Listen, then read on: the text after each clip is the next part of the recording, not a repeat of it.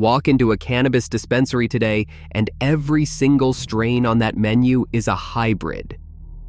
Somebody crossed something with something else, gave it a candy name, and put it in a jar. That's just how weed works now. But it wasn't always like that. There was once a time when weed wasn't named after a person or a company or a flavor. It was named after the place it came from, because the place was the whole reason it was good. And out of all those old place name legends, there's one that smokers in the 70s swore was the most beautiful high they ever had in their lives. This is the story of Oaxacan Gold. So the first thing you've got to understand is that nobody created Oaxacan Gold. There's no breeder in this story, no seed company, no grow room.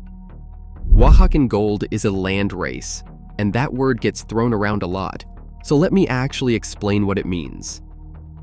When cannabis grows in one specific place for hundreds of years, two things happen at the same time. First, nature does the filtering. Any plant that can't handle that exact climate just dies off before it ever gets to make seeds, so only the survivors get to pass anything down.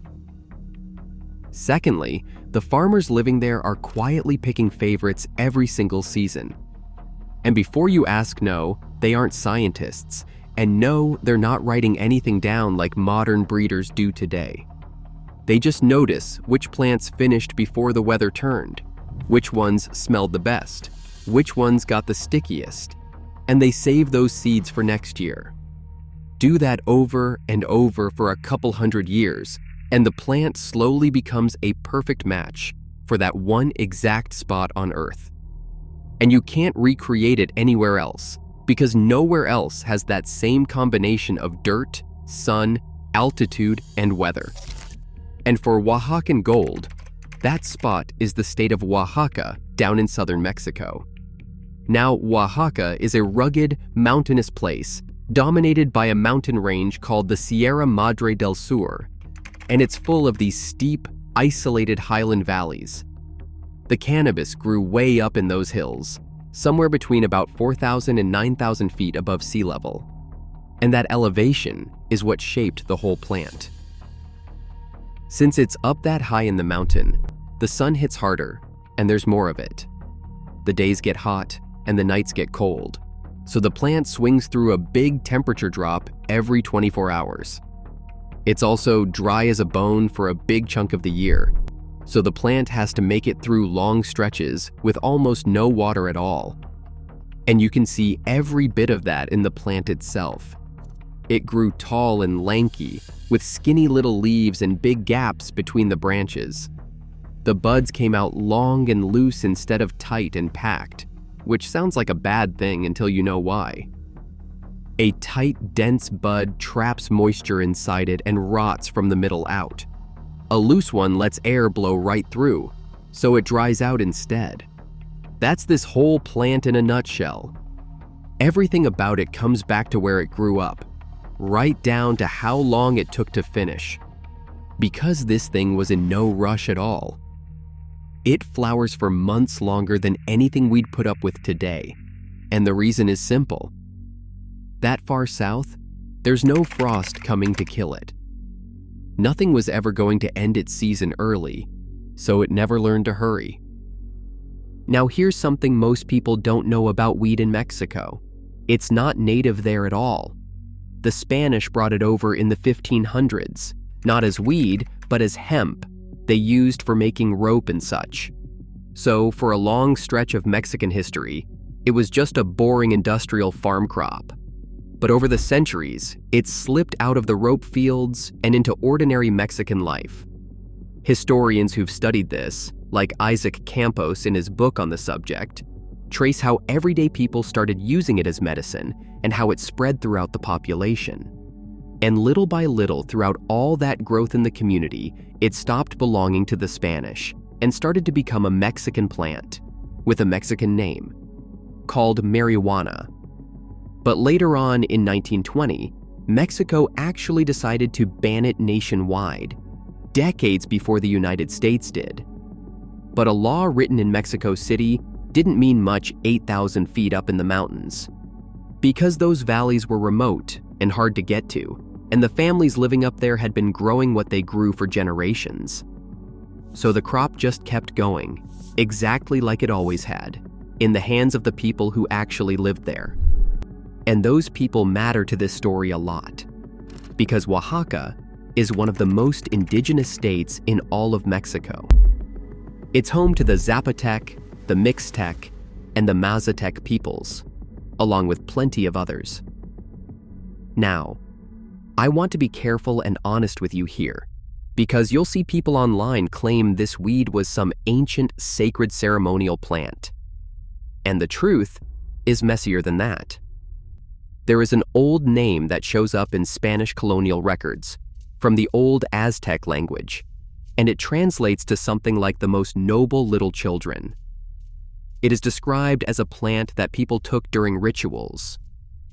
But the researchers who've actually dug through those records point out that the same name got used for several different mind-altering plants, so nobody can say for sure it ever meant cannabis. But what we can say for sure is that Oaxaca's deepest, best documented sacred plant tradition is mushrooms, not weed. So here's the honest version. Oaxacan Gold was a working farm crop. It was grown by poor farmers and by families inside indigenous communities, and it deserves respect on exactly those terms. It just wasn't a holy sacrament, and the real story doesn't need it to be. But before we get any further into this story, there's one rumor I have to clear up about this strain. A lot of people like to say Oaxacan Gold and Acapulco Gold are the same thing, but they're not. Acapulco Gold comes from the state of Guerrero, on the Pacific coast, in the mountains behind the beach city of Acapulco. And Oaxacan Gold comes from the state right next door, and on top of that, it's a highland strain from way up in the mountains. Americans just lumped both of them together and started calling it Mexican Gold. But they couldn't be more wrong because those were two different plants from two different places. And according to guys who were actually moving this weed back then, the name Acapulco Gold was mostly an American marketing thing anyway. The Mexican growers and runners didn't call it that. They just called it Guerreran Green or Golden Herb. And according to those same guys, they say the finest Oaxacan they ever handled was a nearly seedless red-haired type that they called pelirrojo, which just means red-headed. But those red hairs aren't what this strain got famous for. It was the gold. And that gold has a crazy backstory to it. So when a cannabis plant reaches the very end of its life and finishes ripening, it stops making chlorophyll, which is the pigment that makes plants green. And as that green fades out, and it stops covering up all the other pigments that were sitting in the plant the entire time. So the yellows and the golds and the ambers start showing through. Then, once it's done, you take that fully ripened plant and dry it slowly in the sun and cure it for a long time. And we know that's really what was happening, because it still happens till this day. Growers. Running the modern Oaxacan lines say they get the exact same results when they try it that way. And they also say that growing it in soil that's low on nitrogen makes the color come out even stronger. But the crazy thing is, not every farmer left it up to nature back then. Reports say some Mexican growers would slice into the stem near the end or strangle it off entirely, cutting the plant's supply line so the color would set in even harder. Now, all of that is the real, physical reason this weed came out gold. But the word itself was carrying more weight than that, and I've got to be straight with you about it, because there's more to it than just the color. In that era, gold was also a grade. Acapulco Gold, Colombian Gold, Oaxacan Gold, all of those names told an American buyer that this was the premium, carefully ripened, carefully cured stuff, as opposed to the cheap green bricks everybody else was smoking. So gold was half description and half marketing.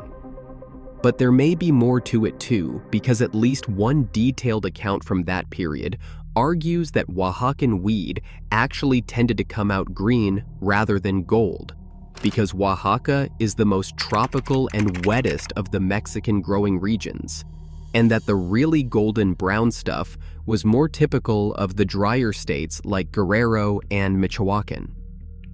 Now, I can't tell you for certain who's right about that, but what I can tell you is that the picture is messier than the legend, because some Oaxacan was golden, and some was green but got called gold, because that's how people said top shelf back then. But to be honest, it didn't matter if it came out gold or green, because the plant itself was a monster to look at. It grew tall and lanky, routinely 8 to 12 feet or more when it was outside in its home climate. It had long gaps between the branches, spindly arms, and these long, loose, stretched out colas, instead of the tight golf balls we're used to now. The leaves were thin and finger-like, and it was mostly flower rather than leaf, which is exactly what you want. Now let's get into what it was actually like to smoke, because this is where Oaxacan built its reputation. The smell and the taste got described as earthy and woody, with a sweetness running under it, with a real citrus and lemon note.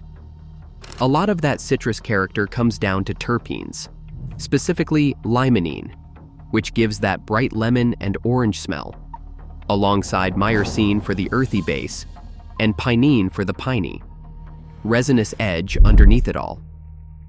But the thing people always come back to is this incense quality, almost like a church, this old, resinous, hash-like smell that modern weed just does not have.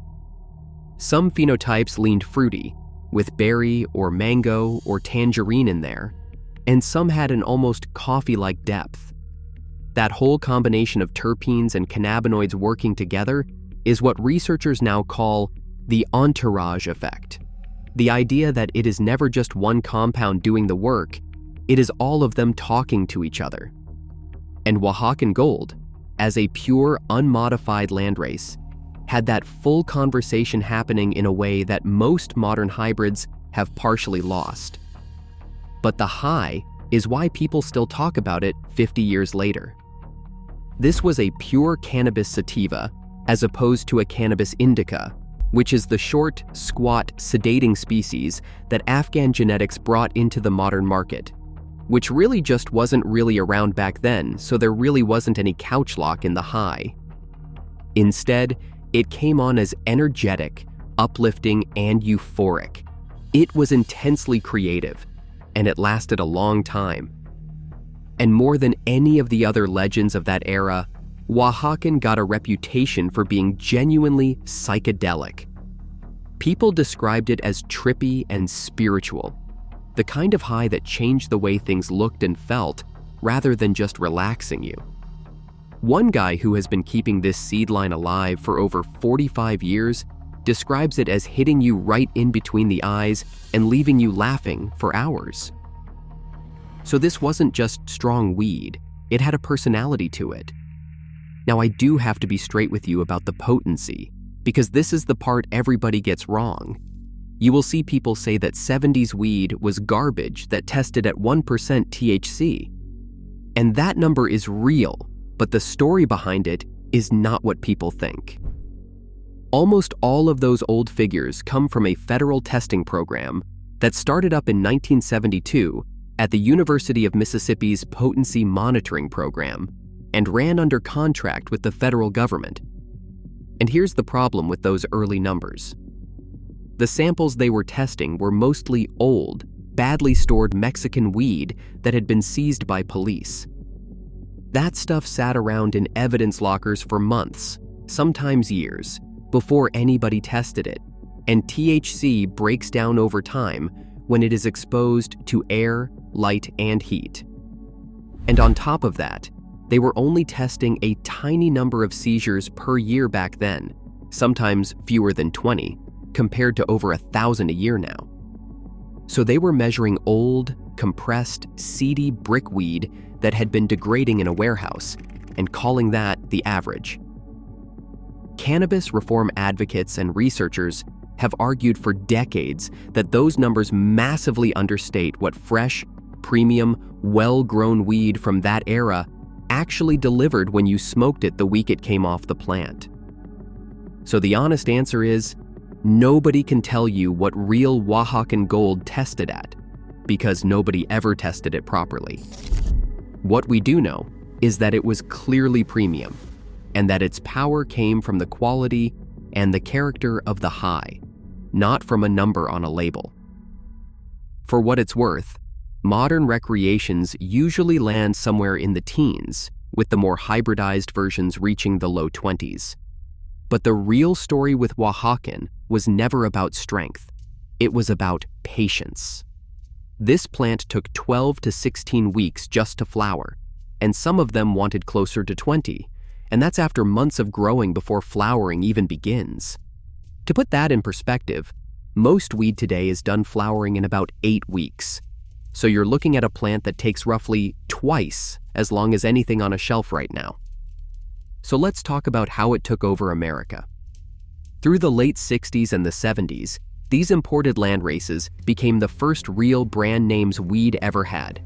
Acapulco Gold, Panama Red, Colombian Gold, Michoacan, Thai Stick, and Oaxacan Gold. Nobody had labels or lab tests or dispensaries, so the name of the place was the entire quality guarantee. Saying you had Oaxacan told everybody in the room exactly what you were holding. And these weren't just products either. They became cultural markers, symbols of the whole counterculture, showing up in the music and the movies and the books of that decade. Oaxacan in particular got the reputation as the heady one, the one you smoked when you wanted to go somewhere. And the reason Americans could get any of it comes down to one thing. Mexico was supplying almost everything. When the Nixon administration launched its big border crackdown, the Treasury Secretary and the Attorney General put out a joint statement claiming that more than 80% of all the marijuana smoked in the United States was coming across illegally from Mexico. 80%. So the whole American weed supply was basically riding on Mexican farmers. And the premium gold lots sat right at the top of that market and sold for a real premium over the cheap stuff. But the thing is, Oaxaca had one thing going for it that no other growing region had, which is that it was already a pilgrimage site. Back in 1957, a banker and amateur mushroom researcher named R. Gordon Wasson published an article in Life magazine called "Seeking the Magic Mushroom." And in it, he described traveling to a remote mountain town in Oaxaca and sitting through an all-night healing ceremony with a Mazatec healer named Maria Sabina, using psilocybin mushrooms. That article detonated. Through the entire 1960s, hippies and seekers and psychonauts from all over the world made the trip down to that tiny town looking for the mushrooms, to the point where there is persistent lore that even the Beatles and Bob Dylan came through. And every one of those travelers who went to Oaxaca for the mushrooms also ran straight into the local weed. So Oaxaca got a double reputation as this place where the plants themselves were somehow more spiritual. And that's a huge part of why Oaxacan Gold carried the mystique it did. So how does a strain this famous disappear, you may ask? Well, it wasn't one thing. It was about 6 things stacked on top of each other over roughly a decade, and each one made the next one worse. It starts in 1969, when Nixon launched Operation Intercept. Starting on September 21st, when they put around 2,000 agents on the Mexican border and searched basically every vehicle crossing it, with inspections running about 3 minutes a car. And in terms of actually catching weed, it was almost useless. In the year before, U.S. Customs had seized about 57,000 pounds of marijuana, which works out to roughly 150 pounds a day. During the 3 weeks of intercept, they seized about 3,200 pounds, which is basically the exact same daily rate. So they didn't catch more. But it didn't matter, because catching weed was never really the point. What it did do was choke the border, spike prices by 50 to 100%, and put enormous pressure on the Mexican government to start destroying its own crops. And that pressure was the actual goal. Historians generally point to Operation Intercept as the opening move of the modern war on drugs. Then came the poison. Through the mid and late 70s, the United States, coordinated in part by the DEA, which had only been created in 1973, funded a program to spray Mexican cannabis and poppy fields with a toxic herbicide called paraquat. The idea was to kill the crops before they could be harvested. But the plants didn't die fast enough, so farmers would rush out and harvest them anyway, and that contaminated weed got packed up and shipped straight into America. And when the testing came back, it was genuinely alarming. In March of 1978, researchers found that 21% of marijuana samples from the American Southwest were contaminated with paraquat, some at over 2,000 parts per million. Nationally, the rate was much lower, but in the states right along the Mexican border, it was almost 13%. That same year, the head of the Federal Health Department went public and warned that heavy smokers of contaminated weed could develop irreversible lung damage, and that even moderate users could suffer measurable harm. It set off a full-blown panic. And there's a genuinely awful irony buried in that, because paraquat turned the sprayed plants a yellowish gold. So, all of a sudden, the exact color that had spent a decade meaning premium, perfectly ripened, top-shelf Mexican weed could also mean poisoned. Buyers couldn't tell the difference by looking. And that did enormous damage, because it didn't just scare people off contaminated weed. It scared a whole generation of American smokers off Mexican imports entirely. While all of that was happening, Mexico was tearing up its own fields. In January of 1977, the Mexican government launched a massive campaign called Operation Condor, backed by the United States and shaped by American drug agents. It followed 2 earlier programs that ran through the early and mid-70s. Condor sent thousands of soldiers into the growing regions, sprayed defoliants from aircraft, and destroyed crops on a scale nobody had seen before. Over roughly a decade, more than 11,000 marijuana plantations were wiped out. The campaign was centered on the northwestern part of the country, but it reached down into Guerrero and Oaxaca too. And it came with a serious human cost, with documented human rights abuses and rural families getting pushed off their land. So the pressure on Mexico opened a door, and Colombia walked straight through it. By the end of the 70s, Colombia was supplying around 70% of all the marijuana coming into the United States from abroad. Mexican weed went from being the whole market to being an also-ran. And then in the 80s, the entire illegal trade pivoted to something else, which was smaller, easier to move, and made vastly more money. Once that happened, nobody in the smuggling business cared about carefully cured premium landrace weed anymore. There was no money in it compared to the alternative. And at the exact same time, the ground was shifting underneath the whole thing back in America. Growers here finally cracked how to produce potent seedless weed at home, called sinsemilla, so the imports weren't automatically better anymore. And then Afghan indica genetics started arriving, which was in Cannabis indica, that short, stocky, fast-finishing species, which finished in about 8 weeks. Now think about that against Oaxacan Gold, which needs 12 to 20 weeks and grows 12 feet tall. If you're a grower risking prison, that's not even a choice. Breeders started crossing everything with Afghan indica, and the tall, slow, tropical sativas got pushed right off the map. And the last blow to the strain was the quietest one.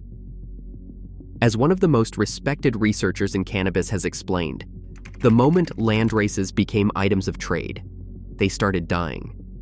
There was never enough of the real thing to go around, so people grew whatever seed they could get their hands on. Travelers carried foreign seeds back into the source regions, and it got mixed into the local crops. And the careful, patient, generation after generation seed-saving tradition that created these plants in the first place just stopped. So the pure lines got diluted into everything else until you couldn't find the original anymore, even standing right there in the place it came from. But the bloodline didn't vanish completely, and this is where the legacy gets interesting. Because the biggest claim people make about Oaxacan Gold is that it's one of the parents of haze. Now haze is arguably the most important sativa in modern history. It was built in Santa Cruz, California in the early 1970s by two guys known as the Hayes brothers, who spent years crossing land races from Colombia, Mexico, South India, and Thailand into one plant.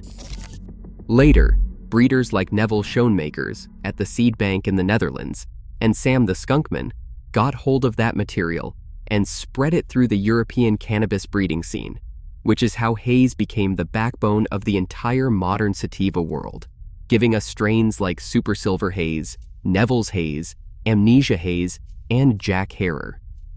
So was Oaxacan Gold the Mexican half of that? Honestly, I have to tell you the truth here. Nobody can prove it. The most authoritative accounts of the haze story, including from the researchers and breeders closest to it, only ever say a generic Mexican sativa. They never say Oaxacan specifically. Where Oaxacan does show up in these histories, though, is usually in a list of what land races were floating around Santa Cruz at the time, not as a confirmed parent. And there are competing claims too, with some people even saying the Mexican half was Michoacan, others saying it was Acapulco Gold, and a few arguing there was no Mexican in it at all, and the whole thing was Colombian. Every serious source agrees on one thing, though, which is that Hayes' genetics were never documented, and the whole family tree is word of mouth. So it's a beautiful possibility, and it might well be true. But it's a story, not a fact, and I'd rather tell you that than sell you something clean that isn't real. What we can actually document is smaller but solid. Oaxacan genetics live on in a well-known strain called Mexican sativa, which was built by crossing an Oaxacan landrace line with Durban from South Africa and a Pakistani hash plant, and then breeding it back into the Oaxacan mother. The whole point of that project was to keep the Oaxacan character while cutting that brutal flowering time down and making it hardy enough to handle a colder climate. Beyond that, there are small heritage seed banks and dedicated landrace hunters selling lines under names like Highland Oaxacan Gold, along with preservationists who've quietly kept their own family lines running for 40+ years. True untouched stock is rare, and even what survives is inconsistent from plant to plant. But it exists. But back home in Mexico, the story has actually come full circle, which I did not expect. Mexican law on cannabis has been slowly cracking open for years. Personal possession got decriminalized in 2009. Medical use with very low THC got legalized in 2017. Then the Mexican Supreme Court ruled that banning adult personal use was unconstitutional, and in June of 2021, they issued a formal declaration that effectively decriminalized adults growing and using it for themselves through a permit system. The catch is that the Mexican Congress still has not passed a full commercial law, so the country has been sitting in this strange legal gray zone with no legal dispensaries. But out in the Oaxacan highlands, indigenous communities have organized. There is a collective of around 10 communities that came together specifically to pursue permits and to reclaim cannabis as a legal crop they are allowed to grow. And a Mexican crop scientist has proposed getting native Oaxacan varieties officially registered in the National Seed Catalog, including a Highland Oaxacan type and a citrusy one called the red-headed Oaxacan, which is the same red-haired plant those old smugglers said was the best weed they ever touched. So the region that gave the world one of its greatest strains is now fighting through paperwork to be allowed to grow it again legally, and to have its own seeds recognized as its own. So at the end of the day, Oaxacan Gold is the ghost of an entire era. It was a plant nobody bred and nobody owned, born high up in the mountains of southern Mexico, that Spanish colonists accidentally set in motion 400 years earlier when they brought rope fiber to the New World. It became one of the first brand names we'd ever had. It gave the 60s and 70s one of the most psychedelic highs anybody in that generation ever experienced. And then it got squeezed out of existence by a border crackdown, a poison spray program, an army in its own hills, a cheaper competitor, a harder drug, and a shorter plant. Almost nobody smoking today has tasted it, and almost nobody smoking today knows it's part of the reason their weed exists at all.